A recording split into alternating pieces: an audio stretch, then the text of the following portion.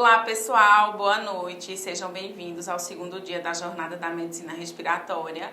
Eu me chamo Ingrid Soares, sou intensivista e junto com a professora Elis Fernanda, nós preparamos essa aula de hoje trazendo para vocês as principais doenças respiratórias, tá? E diante do cenário mundial que a gente se encontra, da pandemia pelo Covid-19, a gente não podia iniciar diferente. Então, ao tratarmos dessas principais doenças respiratórias, a gente vai começar falando um pouquinho sobre a Covid-19. Tá? Então, a Covid-19, ela surge lá em dezembro de 2019, no início de dezembro, onde começam a surgir os primeiros casos de pneumonia, de origem desconhecida. Esses primeiros casos, eles surgiram em Wuhan, na capital da província de Hubei, na China, E esse patógeno ele foi identificado como um novo beta-coronavírus com envelope de RNA, onde ficou denominado Síndrome Respiratória Aguda Grave de Coronavírus, mais conhecidos como a SARS-CoV-2. É uma transmissão interpessoal, tá? Então, essa transmissão desse vírus, desse patógeno, ela ocorre por conta de contato com secreções contaminadas, tá? Principalmente com grandes gotículas respiratórias, mas também ela pode ocorrer por meio de contato com a superfície que foi contaminada, tá? Sabe-se que pacientes sintomáticos, assintomáticos e pré-sintomáticos, eles podem transmitir o vírus. Então, a orientação é do isolamento social quando o paciente ele se encontra contaminado com esse vírus, para evitar ainda mais a propagação dessa doença, tendo em vista esse risco, de contágio, de transmissão. O tempo de incubação ele varia de 2 a 14 dias, de exposição ao vírus, só que apesar dessa patologia ela ter surgido em dezembro de 2019, apesar de que os cientistas, os pesquisadores já vêm estudando essa patologia há mais de um ano, ela vem sempre surgindo com algumas novidades, algumas variantes. É um vírus que tem sofrido algumas mutações, então alguns conceitos acabam fugindo um pouquinho à regra. Então, atualmente, o tempo de incubação ele tem essa variação de 2 a 14 dias, mas tem pacientes que estão persistindo por um tempo mais prolongado os sintomas. Então, diante disso, todo cuidado que a gente possa ter em relação ao manejo com esse tipo de paciente, ele é fundamental. Por isso que é importante a gente se atualizar sempre, tá? A maioria dos indivíduos infectados não apresenta sintomas ou manifesta a doença leve, tá? Então, cerca de 80% das pessoas que são acometidas pelo coronavírus, elas conseguem sair sem precisar de internação hospitalar. Os outros 20%, esses pacientes, eles precisam ser internados ou fazer uso de oxigenoterapia ou de medicações venosas mais específicas, ou precisam de um suporte ventilatório mais intensivo, Mas a grande maioria não apresenta sintomas ou apresenta os sintomas de forma muito leve, tá? E aí, dentre os sintomas que podem acometer, nos indivíduos que estão acometidos pela Covid-19, a gente tem febre, tosse, falta de ar ou dificuldade para respirar nos casos moderados e graves, calafrios ou agitação repetidas com calafrios, fadiga, dor muscular, cefaleia, faringite. Então, são vários sintomas, Não necessariamente o indivíduo ele precisa apresentar todos os sintomas, ele pode apresentar 1, 2 ou 3 ou 4 sintomas, tá? Outro sintoma que a gente tem é a perda recente de olfato ou paladar, congestão ou coriza, sintomas gastrointestinais como náuseas, vômitos e diarreias. Então, são sintomas que a gente precisa ficar atento, Que às vezes a gente, por exemplo, nos sintomas gastrointestinais, às vezes você tem um episódio de náusea, vômito, diarreia e você não correlaciona. Mas no contexto atual que a gente se encontra, nessa pandemia, é preciso a gente ficar alerta a toda e qualquer sintomatologia para que a gente possa se cuidar, né, se orientar, se isolar o quanto antes. E aí a gente tem os casos graves, né? Nos casos graves a gente tem uma outra sintomatologia. Então a gente tem sintomatologias mais pontuais, como a dispneia. A dispneia ela é definida, né, como a sensação subjetiva do esforço. Então é o paciente perceber que ele está com falta de ar, né? A hipóxia, um extenso envolvimento pulmonar em exames de imagem. Então a gente começa a perceber que tem um acometimento muito grande do pulmão quando são feitos exames de imagens ou radiografia ou tomografia de tórax. O paciente ele pode desenvolver a síndrome da angústia respiratória, né? Pneumonia, insuficiência renal aguda, insuficiência cardíaca aguda, e eu ainda posso ter a rabdomiólise. Então, assim, nesses casos graves, apesar de ser uma parcela muito pequena que é acometida, pelos casos graves, né? Nesses casos graves, a gente tem uma taxa de mortalidade muito elevada, né? Então, apesar de 80% das pessoas serem assintomáticos ou possuírem sintomas leves, as pessoas que são acometidas com sintomas graves, a gente tem uma alta taxa de mortalidade nesse grupo, né? Então, é uma coisa alarmante, é uma coisa que requer nossa atenção, é uma coisa que não dá para ser ignorada, a Covid-19. E aí a gente fala um pouquinho agora sobre o diagnóstico. Então, assim, o diagnóstico da Covid-19, ele tem os exames, né, laboratoriais. Então, a gente tem o RT-PCR, a gente tem o RCR-LAMP, a gente tem o antígeno, que são alguns testes para identificar se você está com aquele vírus no seu corpo ou não, e se ele está ativo ou não, se você tem memória imunológica ou não. Então, esses são alguns dos testes que podem ser utilizados para o diagnóstico da Covid-19, tá? A tomografia de tórax, ela desempenha também um papel importantíssimo, tá, no diagnóstico precoce da Covid-19.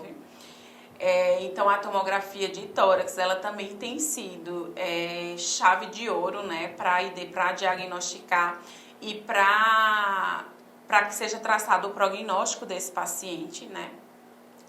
Então, nessas tomografias, o que é que se encontra normalmente? Vocês estão vendo aí, achados em vidro fosco, né, que estiverem associados ao espessamento dos septos interlobulares e reticulares.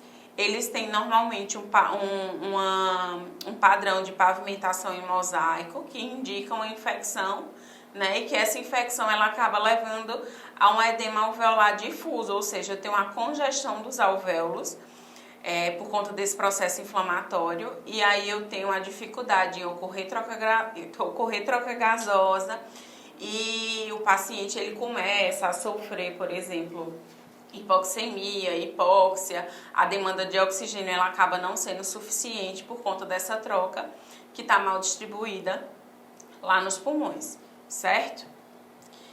E a gente, nessas tomografias, né, de tórax, elas podem fazer uma quantificação do comprometimento do parênquima pulmonar. Então, quando a gente fala nesse comprometimento do parênquima pulmonar, a gente está falando em porcentagens mesmo. Então, eles consideram de extensão leve se o paciente tiver com menos de 25% do parênquima pulmonar acometido, tá? Já de extensão moderada, se ele tiver entre 25% e 50% do parênquima pulmonar acometido. E já a extensão acentuada, se eu tiver maior que 50% do parênquima pulmonar acometido. Então, é uma outra quantificação em relação ao comprometimento, né?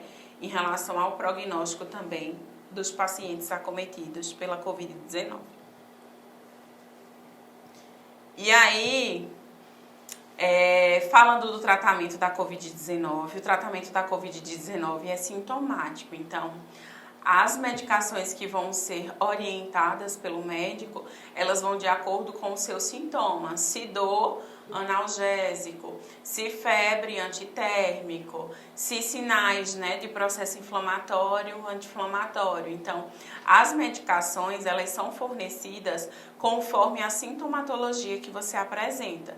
Como a gente já falou, a maioria dos pacientes, eles podem ser assintomáticos ou ter doença leve, que só com alimentação pode resolver, uma alimentação mais saudável, o consumo maior de líquidos, então não precisa de medicações específicas. Então, o tratamento vai depender do sintoma que o meu paciente apresenta, tá? Já nos casos mais graves, dos pacientes que têm a Covid-19, a gente vai ter o processo de internação hospitalar, né? Um suporte medicamentoso, tá? Então, são medicamentos mais específicos, medicamentos em via venosa, né? Que são mais rápidos, o tempo de ação é mais rápido. A gente tem a oxigenoterapia convencional, tá? Então, o fornecimento, né, desse oxigênio suplementar, que vocês vão ver na aulinha de amanhã, falando melhor sobre os tratamentos. O suporte ventilatório não invasivo, né, que é a VNI, também pode ser utilizada nos pacientes que estão em casos mais graves. E, por fim, a gente tem a ventilação mecânica, que é um suporte mais invasivo. Então, o tratamento da Covid-19, né, em pacientes graves, ele vai desde o processo de internação hospitalar, sintomatologia, oxigenoterapia, ventilação, suporte ventilatório não invasivo e a ventilação mecânica, tá? Enquanto os pacientes que têm os casos mais leves, vai resolver através do sintoma. Então, o tratamento é sintomático, depende do que ele sintoma, para ver o que vai ser fornecido, tá? E aí a gente falou por último de suporte ventilatório, né, que seria como se fosse o estágio mais avançado de gravidade, ou seja, são os pacientes que estão mais críticos, que se encontram nas unidades de terapia intensiva. Esse suporte ventilatório, ele tem alguns objetivos, né? Que é manter a função respiratória até o ponto de recuperação daquele paciente, você conseguir reduzir o trabalho da musculatura respiratória, você conseguir equilibrar a concentração de oxigênio e gás carbônico no sistema respiratório. Então, esse suporte ventilatório mais avançado, ele vem na ideia de tentar manter aquelas funções ali, principalmente, né, de origem pulmonar, tá? E diante disso, a gente não tem como não ressaltar novamente, apesar de ser uma coisa já bem batida na mídia em relação aos cuidados, em relação à prevenção, né? Então, a gente precisa se cuidar, a gente precisa orientar os nossos e os outros, né? Então, em relação à lavagem das mãos, você lavar as mãos com água e sabão, utilizar o álcool em gel, cobrir o nariz e a boca quando for tossir e espirrar, para evitar que, caso você esteja contaminado, você contamine outros. Evitar aglomerações, tá? Manter os ambientes bem ventilados, não compartilhar objetos pessoais, ter o cuidado em relação à máscara. Então, a prevenção, ela ainda é a melhor forma, né? Então, o paciente está com vírus, vai ser tratado, mas o melhor é sempre a prevenção, ou seja, o melhor e o ideal é sempre que a gente não chegue a precisar de nenhum tipo de suporte. Então, fica a dica para todo mundo, né?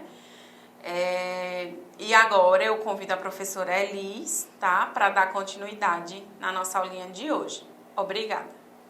De hoje são doenças respiratórias. Vamos repercutir um pouquinho sobre essas doenças, sobre a principal forma de diagnóstico, sobre a característica específica de cada uma. Começando a falar para vocês sobre doenças obstrutivas. As doenças obstrutivas são um conjunto de doenças que têm em comum algum grau de obstrução pulmonar. Essas doenças têm se tornado cada vez mais frequentes na população mundial. Estudos apontam que em 2020 e 2030 será a terceira maior causa de mortalidade mundial. A distinção entre essas patologias não é tão fácil, é um pouco nebulosa. E por conta disso, muitas pessoas portadoras de doenças pulmonares obstrutivas são subnotificadas, são subdiagnosticadas. No Brasil, cerca de 12 milhões de pessoas convivem com essas doenças, mas uma pequena parcela delas apenas tem acesso a um diagnóstico e a um tratamento adequado. Essa obstrução das vias aéreas, elas podem acontecer por mecanismos diferentes. Aqui na figura A, nós temos o preenchimento da luz das vias aéreas por secreção. É uma das formas de preenchimento que vai causar uma obstrução nas vias aéreas. Então, algum quadro inflamatório, uma hiperprodução de secreção, vai causar esse estreitamento da via aérea por secreção. Um outro motivo é pelo espessamento da parede dessas vias aéreas. Esse espessamento ele pode se dar por um aumento do tamanho das glândulas mucosas, por uma hipertrofia muscular, que vai provocar esse espessamento e isso é caracterizado na figura B. Na figura C, nós já temos a alteração na estrutura do parênquima pulmonar. E aí é uma perda da retração elástica pulmonar, fazendo com que essa parede fique flácida, mas também hiperdistendida e com isso causa uma das características principais das doenças obstrutivas, que é a hiperinsuflação pulmonar. Vamos começar pela doença pulmonar obstrutiva crônica. De acordo com a Global Initiative for Chronic Obstructive Lung Disease 2013, as doenças pulmonares obstrutivas crônicas são um conjunto de doenças comuns, preveníveis e tratáveis, e é caracterizada pela limitação persistente ao fluxo aéreo, normalmente progressiva e que é associada a uma resposta inflamatória crônica, aumentada nos brônquios e nos pulmões, em uma resposta a partículas ou gases tóxicos, excluindo, entre outras doenças e outras causas, como a asma, por exemplo. A doença pulmonar obstrutiva crônica ela pode ser classificada em dois tipos de patologias diferentes, que é o enfisema pulmonar e a bronquite crônica. Na prática, é muito difícil distinguir uma patologia da outra. Geralmente, o paciente que é acometido por enfisema, ele também é portador de bronquite. Normalmente, uma das duas vão ter características mais predominantes. Por isso, ele é classificado como bronquítico ou como enfisematoso, mas sempre tendo um grau de uma das duas patologias com acometimento menor. Como característica, a doença pulmonar obstrutiva crônica ela vai trazer uma sintomatologia de dispneia progressiva. Geralmente o paciente relata uma dispneia, um cansaço, que começou há algum tempo e vem piorando ao longo de algum tempo também, então começa há anos. Presença de tosse crônica, essa tosse pode ser produtiva ou não. Geralmente pacientes bronquíticos há um aumento na quantidade de secreção produzida, então eles tendem a apresentar uma tosse mais produtiva do que os enfisematosos. Pouca tolerância ao exercício físico é aquele paciente que quando faz um esforço um pouquinho maior do que o habitual já apresenta algum certo grau de cansaço. Evidência de obstrução das vias aéreas, essa evidência ela pode ser percebida em exames de imagem, no tórax do paciente que vai sofrer alterações, então com sinais de hiperinsuflação, sendo aumento do diâmetro anteroposterior do tórax, ou na radiografia com a presença de alargamento dos espaços intercostais, de retificação diafragmática, com sinais de hiperinsuflação pulmonar. Os pulmões vão ser hiperinsuflados por conta dessa obstrução ao fluxo que vai limitar a saída de ar e sempre resultará numa piora das trocas gasosas. É uma característica muito marcante do paciente com DPOC, a hipoxemia ou, em alguns casos também, a retenção de CO2, fazendo com que eles fiquem hipercárpnicos. Falando especificamente do enfisema pulmonar, o enfisema pulmonar ele é caracterizado por um aumento irreversível dos espaços aéreos, que ocorre de forma distal aos bronquíolos terminais. Então, vai acometer dos bronquíolos respiratórios aos ácinos alveolares, que é a composição dos ductos alveolares com os alvéolos. O enfisema, ele é composto por dois tipos diferentes, então, podendo ser centroacinar ou panacinar, ou ainda irregular, quando não representa nenhuma dessas formas. No enfisema centroacinar, a dilatação na parede das vias aéreas vai acontecer a nível de bronquíolo respiratório, sendo que a região mais distal do pulmão ela é preservada.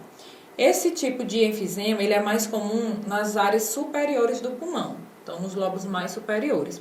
E ele é responsável por 95% dos casos de enfisema, também sendo associado geralmente aos quadros de tabagismo, aos casos de tabagismo.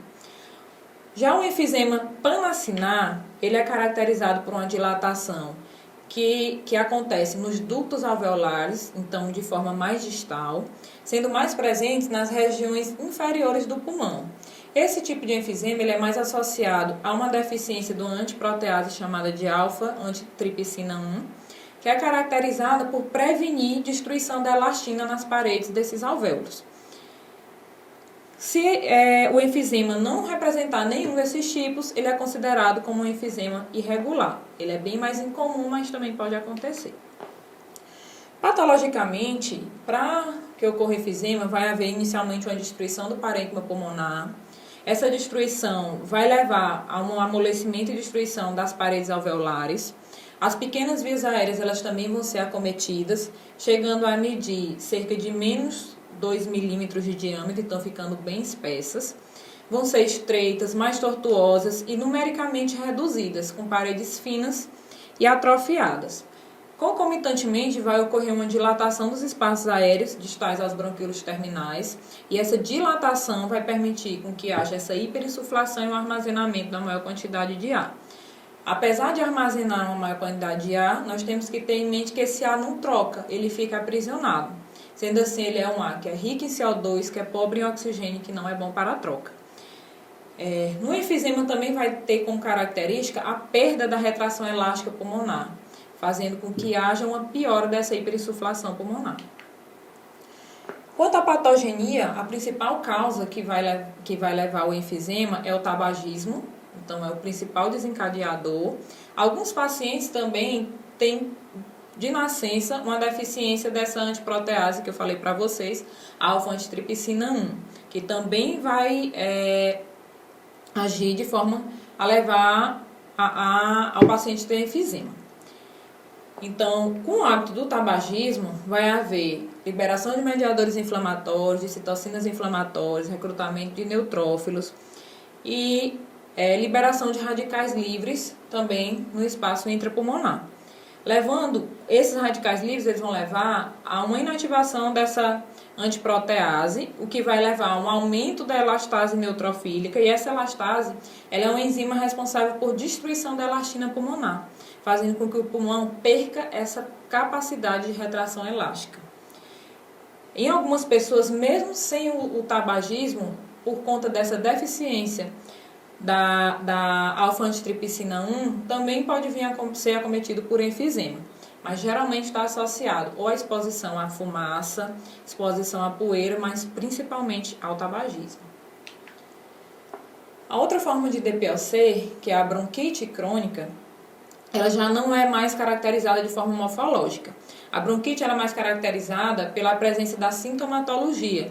Então, ela é caracterizada pela presença de uma tosse produtiva, persistente, que dura pelo menos 3 meses consecutivos e pelo menos 2 anos consecutivos sem uma outra causa identificável. Assim se faz o diagnóstico, geralmente, da bronquite crônica.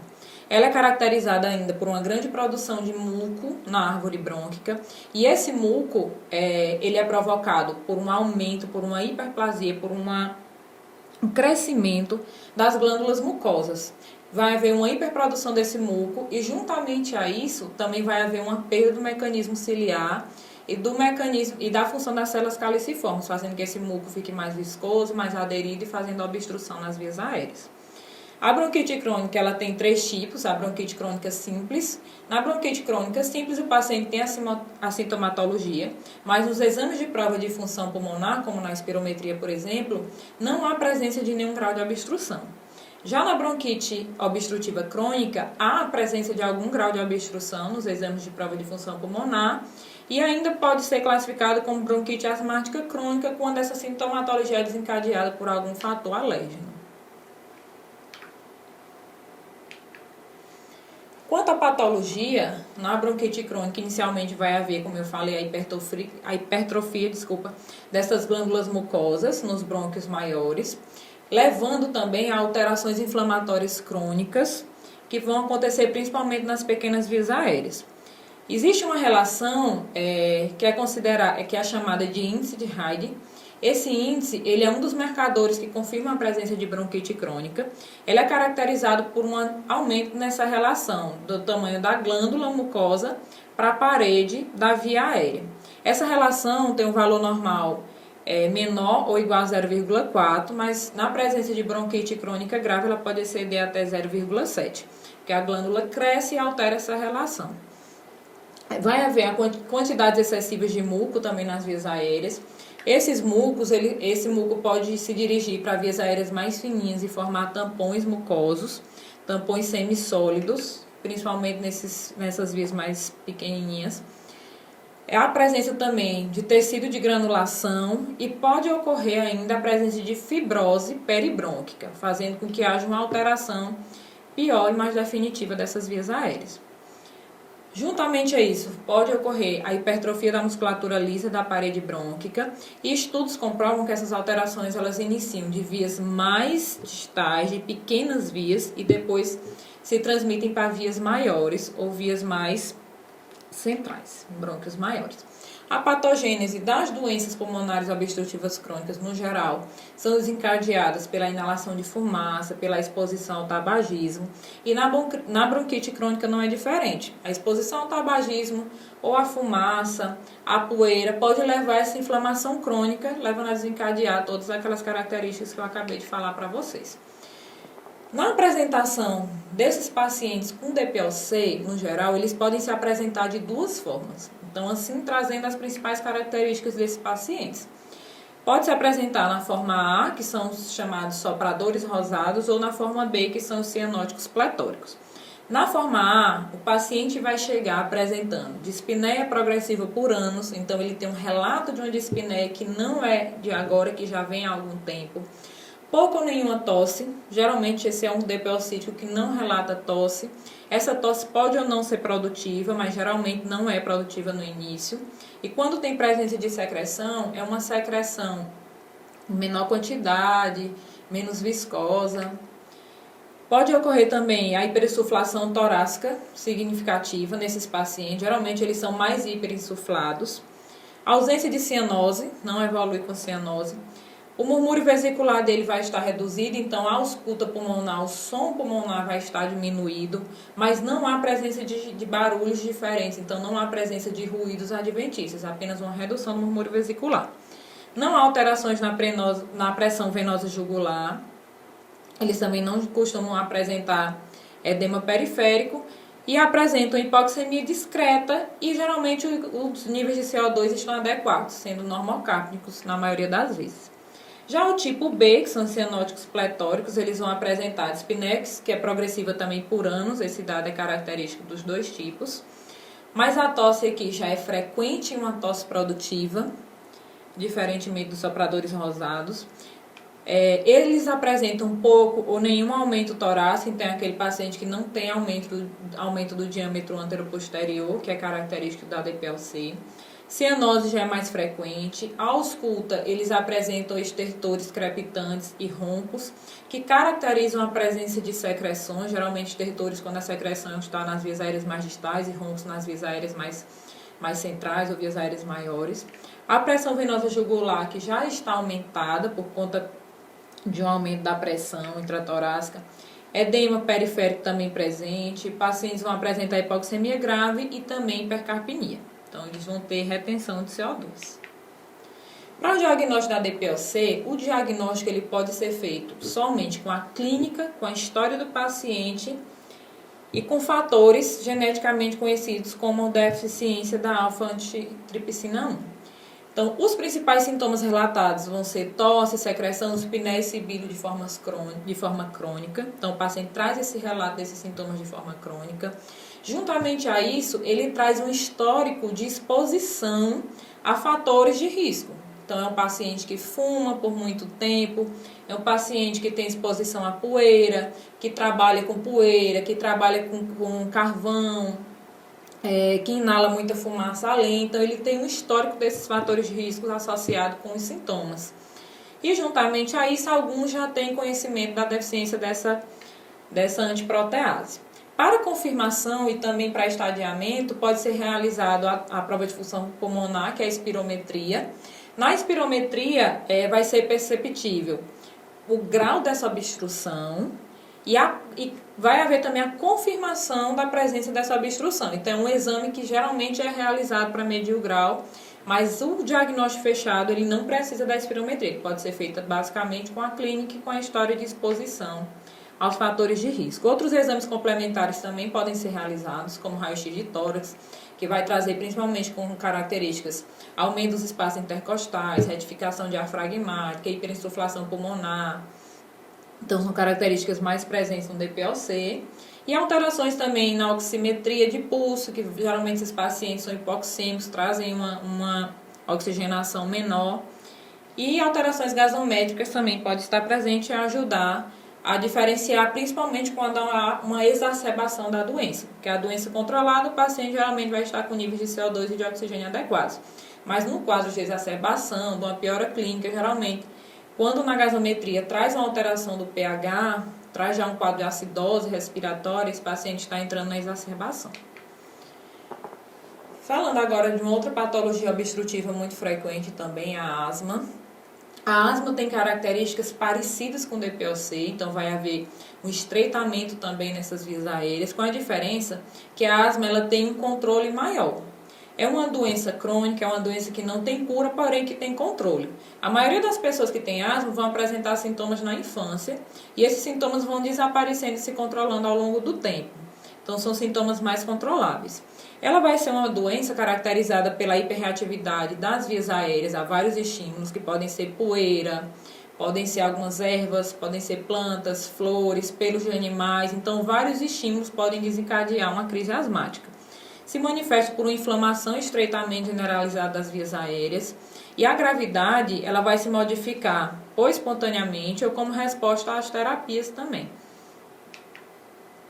Aqui só mostrando essa figura, nós temos a presença de um brônquio normal, então onde há uma luz que permite uma passagem adequada do ar. E no lado nós temos a presença de um brônquio de um paciente com asma. Então aqui ele vai apresentar um estreitamento dessa via aérea, uma redução da luz, do lúmen de passagem do ar. Pode ter juntamente a esse estreitamento a presença de secreção também, mas é muito comum a presença da musculatura hipertrofiada fazendo um espasmo. E esse espasmo é muito comum na asma. Então, esse espasmo da musculatura brônquia. Então, para a patologia da asma, inicialmente essa musculatura lisa das vias aéreas elas vão estar hipertrofiadas e vão se contrair vigorosamente como resposta a algum estímulo. Então, o paciente vai ter um alérgeno, vai ter algum estímulo que vai desencadear essa contração vigorosa das vias aéreas, da musculatura das vias aéreas, causando o que a gente chama como broncoespasmo. Associadamente vai ter hipertrofia das glândulas mucosas também, que vai auxiliar ainda mais na diminuição da luz do vaso. Pode haver edema de parede brônquica, uma extensa infiltração por linfócitos e eosinófilos, porque vai haver mediadores inflamatórios presentes durante a crise. Quantidade e consistência do muco vão estar aumentadas e nos casos mais graves, essas vias aéreas elas vão ser obstruídas também por tampões mucosos. Escarro vai ser escasso, esbranquiçado, então dificilmente vai haver a presença de um escarro amarelado, de um escarro mais purulento, na asma não é comum. E na asma crônica pode haver ainda uma fibrose subepitelial, quando essa fibrose já é considerado um remodelamento dessas vias aéreas. Geralmente ocorre na asma já quando ela se cronifica. E na asma não complicada não vai haver destruição de paredes alveolares, não vai haver secreções brônquicas de forma comum, então vai ser pouco abundante, e também não vai ser purulenta. Então vai ser bem característico, como na patologia da asma, a presença dessa musculatura formando espasmo, então hipertrofiada, diminuindo o calibre da via aérea, presença de secreção e aumento dessas glândulas mucosas vão estar presentes também na parede das vias aéreas. A asma ela tem várias classificações. Ela pode ser classificada pela frequência dos sintomas, como resposta ao tratamento, pelo desencadeamento da crise, pela fisiopatologia. Então, de várias formas diferentes. Pela frequência dos sintomas, ela pode ser uma asma intermitente leve, persistente, moderada, e aqui vai ser dependendo de quantas vezes o paciente apresenta esses picos de estreitamento da via aérea ao longo do dia. Então, é feito um examezinho chamado de pico de fluxo respiratório ao longo do dia, e dependendo da variação, geralmente quando ocorre com mais de 15% de variação de um resultado para outro, essa asma ela vai ser classificada como asma moderada, grave, leve, e aí é uma classificação que vai levar em conta essas variações que o paciente apresenta no fluxo ao longo do dia. Como resposta ao tratamento, então alguns asmáticos vão ser dependentes de esteroides, outros já vão ser resistentes. Pelo desencadeamento da crise, as crises elas podem ser sazonais, então desencadeadas pelo clima em certos períodos de tempo, induzidas por exercício, ocupacional, então relacionadas à atividade de trabalho da pessoa.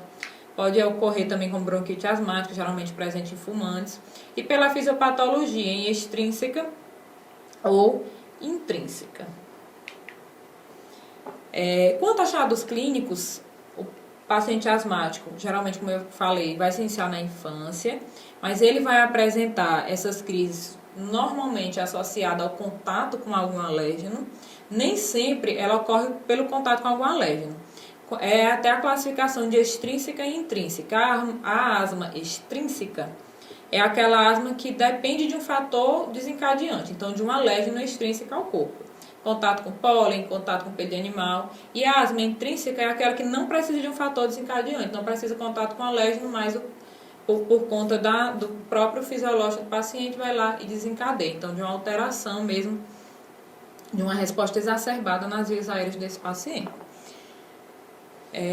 Então, vai estar presente uma hiperreatividade das vias aéreas e aí os sintomas vão aparecer quando expostos a algum irritante, como, por exemplo, fumo, ar frio, exercícios.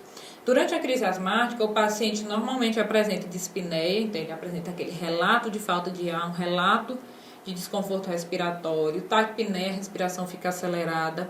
Ortopneia são pacientes que têm dificuldades de respirar quando deitam, então ele deita, ele sente falta de ar. Ansiedade, por conta da falta de ar, o paciente fica muito ansioso, o que piora mais ainda o quadro, porque a ansiedade aumenta a demanda respiratória e a demanda respiratória não consegue ser correspondida por conta do espasmo na via respiratória, nos brônquios. Pode apresentar uso de musculatura acessória também, que são os músculos que vão auxiliar durante a respiração. Hiperinsuflação pulmonar, em casos mais graves, e a presença de sibilos audíveis em todos os cantos. Então, aquele paciente que você ausculta e apresenta um piado, e muitas vezes durante uma crise mais intensa nem precisa de ausculta, você consegue ouvir uma chieira, o paciente sem você colocar esteto, você consegue ouvir esse piado durante a respiração, principalmente. Então, quando há um broncoespasmo, esse sibilo ele é expiratório, e normalmente você escuta na expiração a presença desse chiado, desse piadinho. E os estados asmáticos é a forma mais grave de apresentação da asma. É uma emergência, então na presença dos estados asmáticos, o paciente deve ser encaminhado para a emergência imediatamente. Tem um ataque que ele é contínuo, que ele não tem remissão, mesmo com terapia broncodilatadora, que normalmente o paciente tem em casa. Então, mesmo usando as medicações de uso frequente, ele não tem resposta. Há sinais de exaustão, desidratação, taquicardia importante, já vai apresentar alterações gasométricas. Então, acúmulo de CO2, vai apresentar redução do oxigênio arterial, então o paciente pode estar hipoxêmico. E geralmente há um silêncio na ausculta pulmonar, porque o ar não passa. Então, não se ausculta no murmúrio vesicular.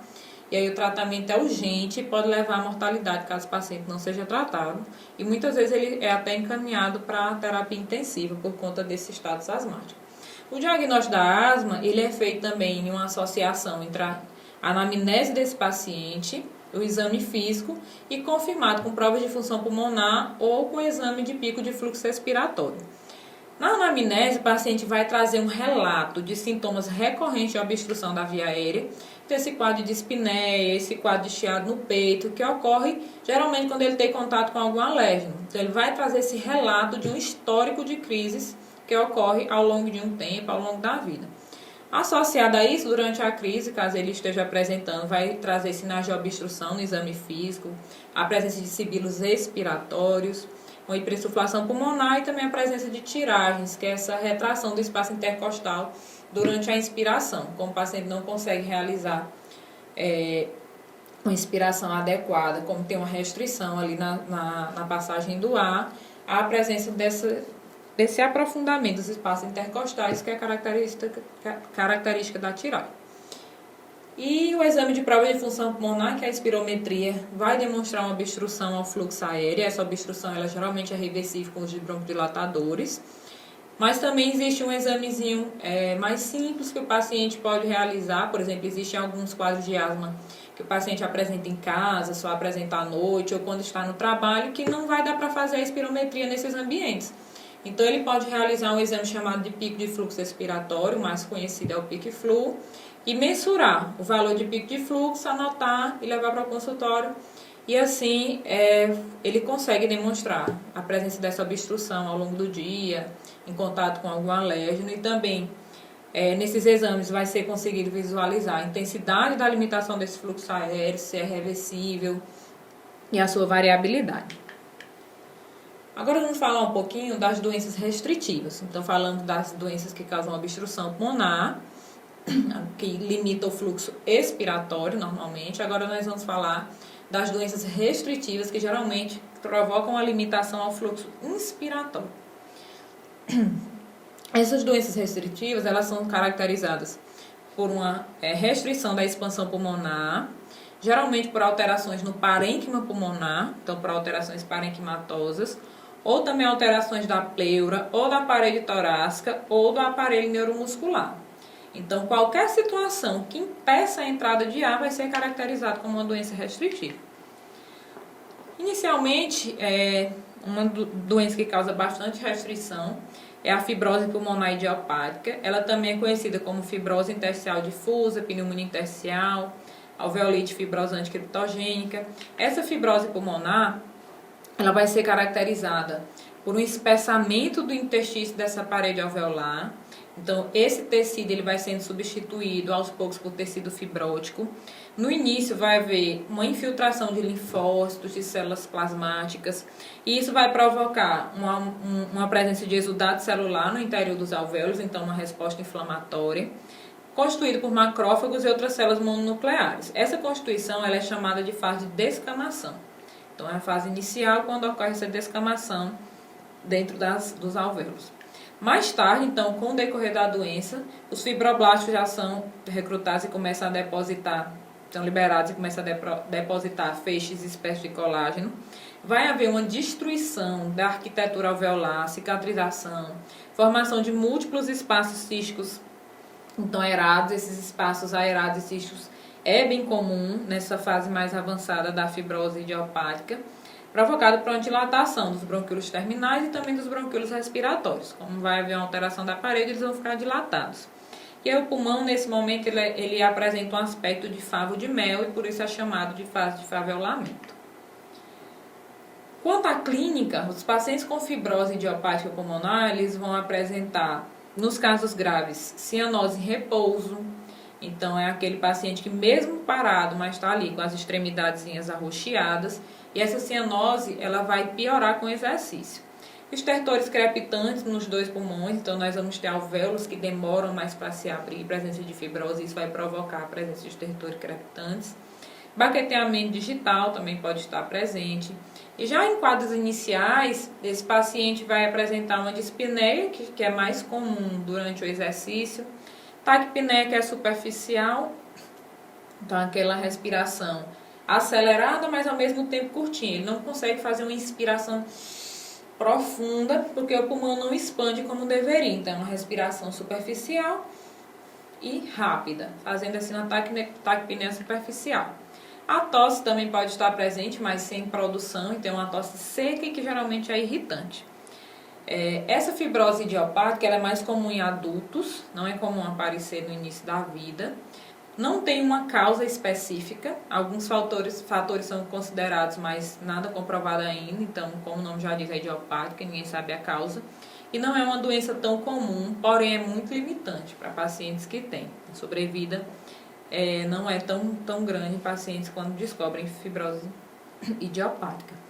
No exame de imagem, no raio-x, o paciente vai apresentar infiltrados reticulares, reticulonodulares, e preferencialmente nas bases pulmonares, onde mais acometido. E no estágio mais tardio da doença, então já com a gravidade maior, esse padrão de faveolamento vai estar mais presente. O paciente vai apresentar múltiplos espaços aéreos que são circundados por tecido espessado, e isso é essa imagem de faveolamento.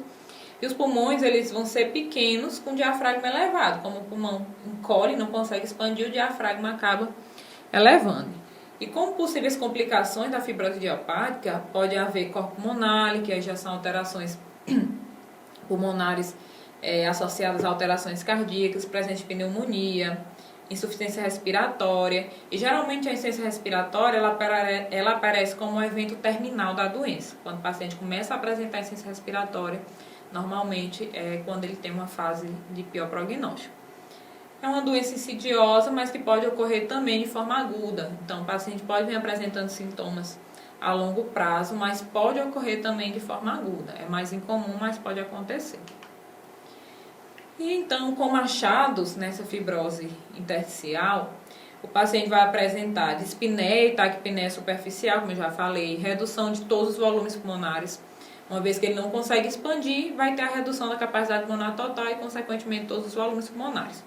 As relações do volume respiratório forçado primeiro e segundo com a capacidade vital forçada vai estar normal ou até mesmo aumentada, uma vez que essa relação ela vai estar diminuindo em doenças obstrutivas, que não é o caso.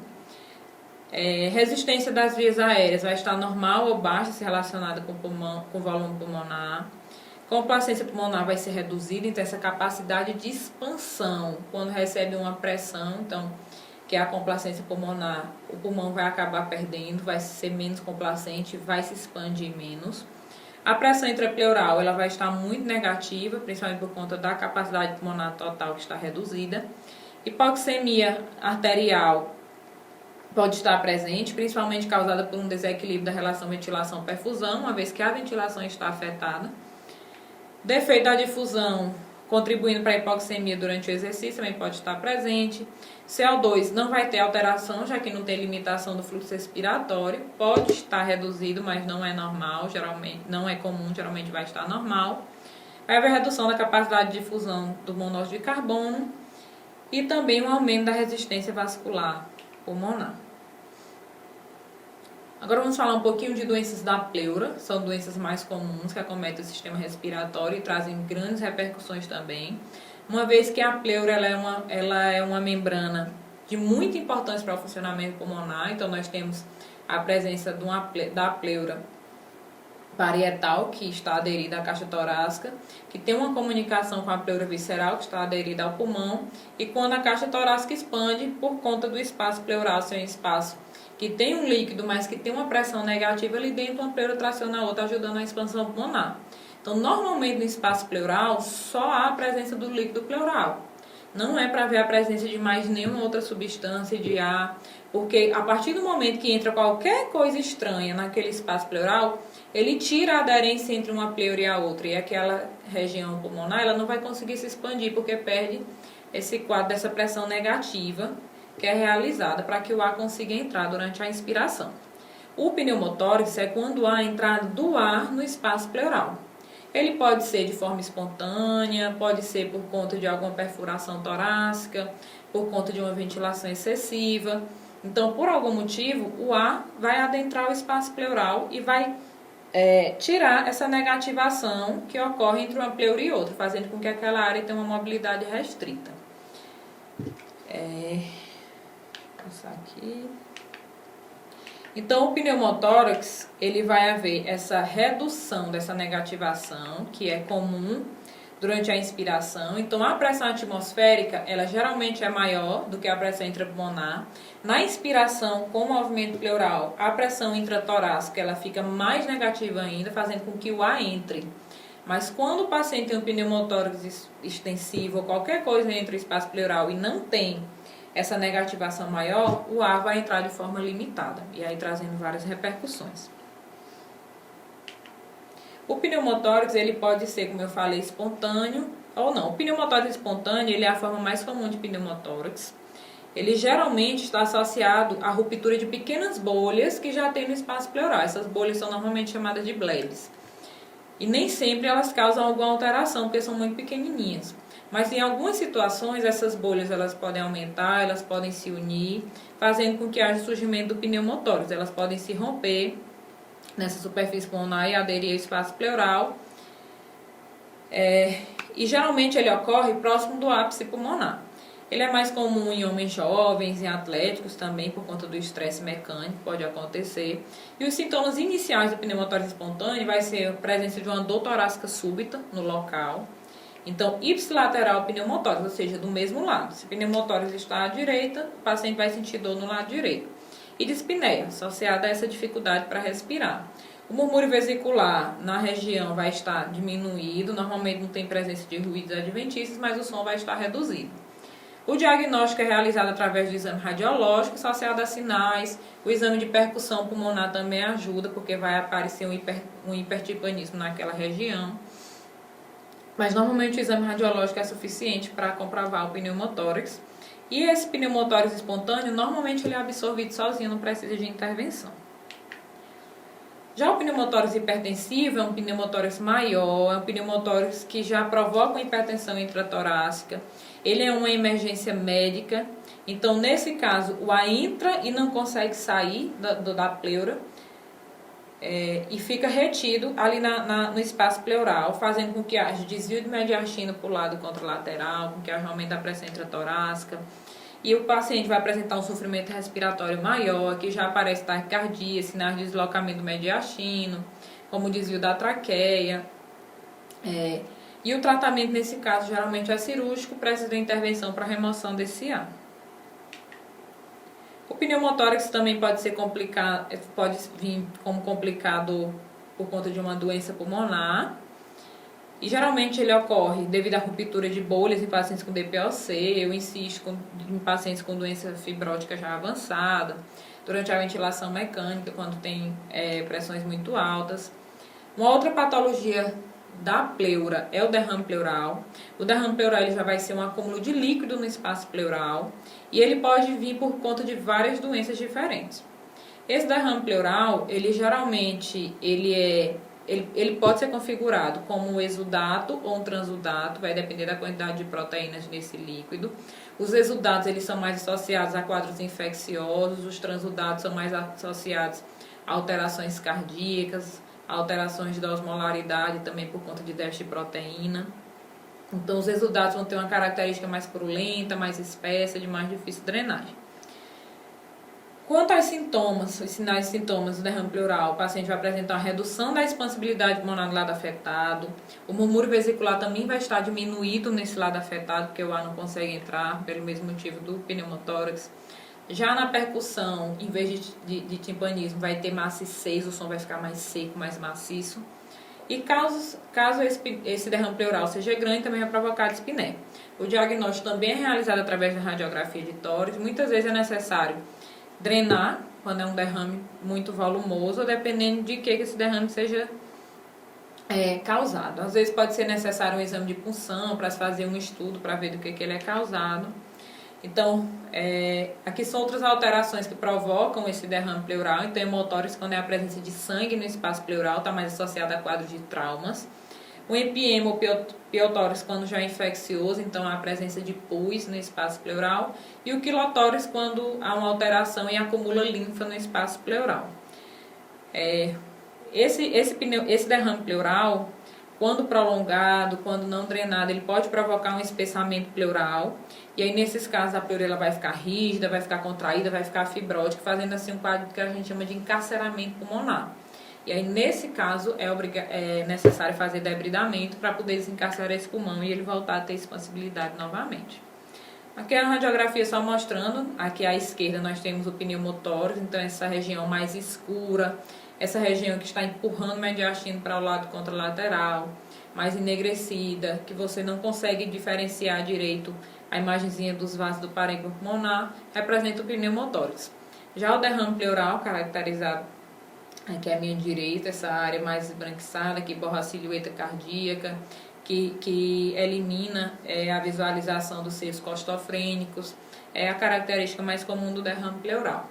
E aí, quando ele é muito grande, ele desvia o mediastino contralateral, os dois. A imagem vai desviar o mediastino para o lado contrário. A telectasia pulmonar é uma outra doença também restritiva.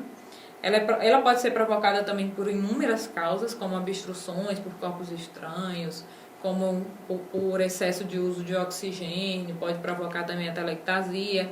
Mas ela se representa como um colapso pulmonar, uma complicação respiratória que decorre de obstrução de brônquio, do pulmão, então de várias causas. e geralmente vai causar uma força inadequada de distensão pulmonar, obstrução das vias aéreas. Também pode ser provocada por deficiência na produção de surfactante, que é uma moléculazinha que ajuda na abertura pulmonar. E aí diversas situações podem levar a essa atelectasia, que se representa por um colapso alveolar. Então, na região onde tem a atelectasia, o colapso alveolar está presente, os alvéolos não conseguem se distender e não há ventilação. Como sinais e sintomas, o paciente vai apresentar dispneia, tosse, aumento da frequência respiratória, hipoxemia, cianose. O lado onde tem a atelectasia vai ter uma redução da expansibilidade, a ausculta vai estar diminuída, então geralmente a ausculta vai estar diminuída ou abolida nessa região. Pode haver presença de crepitações, então quando alguns alvéolos começam a querer abrir, e as crepitações finas na inspiração também são comuns em atelectasia. E o diagnóstico geralmente é feito por um exame físico, como essa ausculta, sinais do paciente, e confirmado por exames de imagem ou broncoscopia. Aqui, ó, essa imagem mostra uma atelectasia. Onde tem as setas, a gente percebe que a traqueia está desviada para o mesmo lado que está branco. Esse lado branco é porque ele não está ventilado. Então, nós temos uma área que a gente chama de rádio opaca, tem uma opacidade. E a traqueia está desviada para esse mesmo lado. Por quê? Porque o pulmão está murcho. Se o pulmão está murcho, não está preenchendo a caixa torácica, ele puxa o conteúdo mediastino para o mesmo lado. Então, a gente tem desvio da traqueia e de mediastino ipsilateral para o mesmo lado. É bem característico nas imagens de atelectasia. Falando um pouquinho agora de doenças infecciosas, vou abordar para vocês a pneumonia, que é uma das doenças mais prevalentes infecciosas no sistema respiratório. Então, o sistema respiratório ele é um sistema que tem um meio de comunicação com o meio externo muito grande. É um dos que tem mais. A gente tem uma área de troca alveolar imensa. A gente troca cerca de 10 a 15 mil litros de ar. Um adulto troca de 10 a 15 mil litros de ar por dia. Então, é uma área de contato com o meio externo muito grande. E apesar de vários mecanismos de defesa, esse ar ele pode conter patógenos, bactérias, vírus, fungos e provocar uma infecção nas vias aéreas distais e aí caracterizando a pneumonia. Frequente colonização do trato respiratório superior vai aumentar a chance desse paciente ter pneumonia, mas a pneumonia ela é caracterizada por uma infecção no trato respiratório inferior e não superior. Predisposição à colonização bacteriana, infecções do trato respiratório, ela acomete todas as faixas etárias, sendo que geralmente a pneumonia é mais grave em crianças e idosos, pelo sistema imunológico não está tão eficiente ainda. Apesar de ser uma doença antiga, de tratamento conhecido, mas ainda tem uma grande taxa de mortalidade, principalmente em crianças e idosos, como já falei. A pneumonia ela pode ser classificada como uma pneumonia adquirida na comunidade, que é aquela pneumonia que o paciente adquire antes do internamento hospitalar ou até 48 horas após o internamento hospitalar. Então, chegou no hospital, está com pneumonia, provavelmente é um patógeno adquirido na comunidade. Isso nos indica o quê? Geralmente as bactérias, os patógenos presentes na comunidade, eles não têm uma resistência tão grande como os hospitalares. Então, são pneumonias que geralmente são tratadas com antibióticos mais comuns. Ela pode ser também associada aos cuidados de saúde, e aí pacientes em internamento hospitalar, então por conta de manipulação das vias aéreas, pacientes em ventilação mecânica, aí ela é tida como associada à ventilação mecânica, ou hospitalar nosocomial, que a hospitalar nosocomial ela é dividida em ventilação, associada à ventilação mecânica, associada aos cuidados de saúde, e a hospitalar é aquela que após 48 horas de internação ou até 15 dias após a alta, é considerada ainda pneumonia hospitalar. Então, a inflamação aguda dessas vias aéreas terminais ou inferiores, os alvéolos, bronquíolos, interstício pulmonar, de origem infecciosa ou não, porque existe também pneumonite química por conta de gases tóxicos inalados. Pode ser por bactérias, fungos, parasitas, mais comum infecção de pneumonia por conta de bactérias. E as vias de entrada desse patógeno para o pulmão, então, que são chamadas vias de inoculação, podem ser 4. A via aspirativa, geralmente quando o paciente aspira um conteúdo orogástrico, e é mais comum nas pneumonias bacterianas, por conta de aspiração de micropartículas da orofaringe, por conta de redução do mecanismo da tosse, então perca desse mecanismo protetor, por alterações da deglutição, ineficiência do fechamento da glote, muito comum em pacientes que estão internados com rebaixamento de nível de consciência, idosos durante o sono, é mais frequente. A via inalatória ela é mais comum em pneumonias virais, por conta do contato com vírus presentes no ambiente. que estão em forma de aerossol, ou então a inalação desses micro-organismos que são expelidos pelo espirro, pela tosse, pela fala. E aí, quanto menor for essa partícula, mais fácil vai ser dela adentrar nas vias aéreas mais inferiores e fazer a pneumonia. A via hematogênica é uma via onde esse patógeno ele vem através da corrente sanguínea, então tem um foco de infecção em um local que não é o pulmonar, esse patógeno cai na corrente sanguínea e chega ao pulmão. E por via de contiguidade, quando há alguma alteração torácica, alguma lesão abdominal, e esse patógeno consegue chegar até o pulmão. Achados clínicos da pneumonia: geralmente uma febre que persiste por mais de 4 dias, presença de dispneia ou taquipneia, frequência cardíaca aumentada, com mais de 100 batimentos por minuto. Tosse vai estar presente em 80% dos pacientes, então é uma característica muito comum na pneumonia, que pode ser seco-produtiva, com escarro purulento também. Dor torácica: geralmente essa dor acomete principalmente quando já está acometendo a pleura, então em pneumonias mais avançadas. Sinal focal ao exame físico, então crepitações é o mais comum, presença dessas crepitações na ausculta. O frênio tóraco vocal ele vai estar aumentado, percussão vai ser maciça. O paciente pode sentir dor de cabeça, que são cefaleia, sudorese, calafrios, dores musculares. Uma estomatologia bem variada.